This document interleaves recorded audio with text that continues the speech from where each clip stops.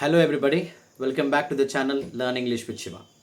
ನಿನ್ನೆ ನಾವೇನು ಮಾಡಿದ್ದೀವಪ್ಪ ಅಂತಂದರೆ ಯಾವ ರೀತಿಯಾಗಿ ಇಂಗ್ಲೀಷ್ ವೊಕ್ಯಾಬ್ಯುಲರಿನ ಡೆವಲಪ್ಮೆಂಟ್ ಮಾಡ್ಕೋಬೋದು ನಾವು ಅಂಥೇಳಿ ಪಾರ್ಟ್ 1 ನೋಡಿದ್ವಿ.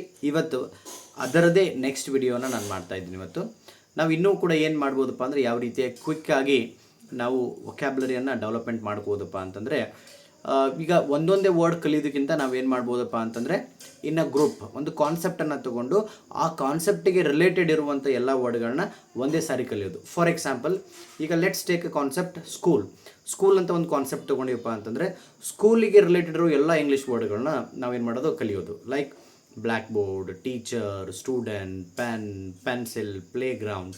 ಈಗ ನಾವು ಲಿಸ್ಟ್ ಆಫ್ ವರ್ಡ್ಸ್ಗಳನ್ನ ಮಾಡ್ಕೊಂಡಿವಿ ಅಂದ್ರೆ words which are associated with that concept, ಆ ಕಾನ್ಸೆಪ್ಟಿಗೆ ಯಾವ ಸಂಬಂಧಪಟ್ಟಿದ್ದಾವಲ್ಲ ಆ ರೀತಿಯಾಗಿ ನಾವು ಕಲ್ಕೊಂತ ಹೋದಾಗ ಏನಾಕೈತಪ್ಪ ಅಂತಂದರೆ ಈಸಿಯಾಗಿ ನಾವೇನು ಮಾಡ್ಬೋದು, ಭಾಳಷ್ಟು ವೊಕ್ಯಾಬ್ಯುಲರಿಯನ್ನು ಕಲಿಬೋದು. ನಾನು ಸ್ಕೂಲ್ ಅನ್ನೋ ಒಂದು ಕಾನ್ಸೆಪ್ಟನ್ನು ತೊಗೊಂಡೆ. ನೀವು ಸ್ಕೂಲ್ ಬದಲಿಗೆ ಎಕ್ಸಾಮ್ ಅಂತ ತೊಗೋಬೋದು. ಎಕ್ಸಾಮ್ ಅನ್ನೋ ಕಾನ್ಸೆಪ್ಟನ್ನು ತೊಗೊಂಡಾಗ ಹೆಂಗಪ್ಪ ಅಂತಂದರೆ ಫಾರ್ ಎಕ್ಸಾಂಪಲ್ ನೋಡಿರಿ, ಎಕ್ಸಾಮಿನೇಷನ್ ಒಂದು ವರ್ಡ್, ಆಮೇಲೆ invigilator, evaluator, exam hall, roll number, question paper, answer sheet. ಹೌದಾ? ಈ ರೀತಿಯಾಗಿ ನಾವು ಮತ್ತೊಂದಿಷ್ಟು ವರ್ಡ್ಸ್ಗಳನ್ನ ಕಲಿಬೋದು.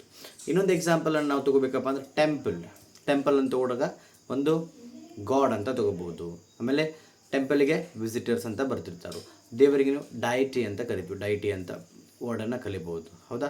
ಈ ರೀತಿಯಾಗಿ ಒಂದು ಕಾನ್ಸೆಪ್ಟ್ ಬೇಸ್ಡ್ ವರ್ಡ್ಗಳನ್ನ ನೀವು ಕಲಿತಾಗ ಏನಾಗುತ್ತಾ, ಕ್ವಿಕ್ಕಾಗಿ ನೀವೇನು ಮಾಡ್ತೀರಿ, ವೊಕ್ಯಾಬ್ಯುಲರಿಯನ್ನು ಡೆವಲಪ್ ಮಾಡ್ಕೋಬೋದು. ಓಕೆ, ಸೊ ನಿಮಗೆ ಈ ಒಂದು ಕಾನ್ಸೆಪ್ಟ್, ಈ ಒಂದು ಎಕ್ಸಾಂಪಲ್, ಈ ಒಂದು ಟ್ರಿಕ್ ನಿಮಗೆ ಇಷ್ಟ ಆಗಿದೆ, ದಯವಿಟ್ಟು ಏನು ಮಾಡಿರಪ್ಪ ಅಂತಂದ್ರೆ ಲೈಕ್ ಮಾಡಿರಿ, ಸಬ್ಸ್ಕ್ರೈಬ್ ಮಾಡಿರಿ ಮತ್ತು ಎಲ್ಲರಿಗೂ ಶೇರ್ ಮಾಡಿರಿ. Thank you for watching this video.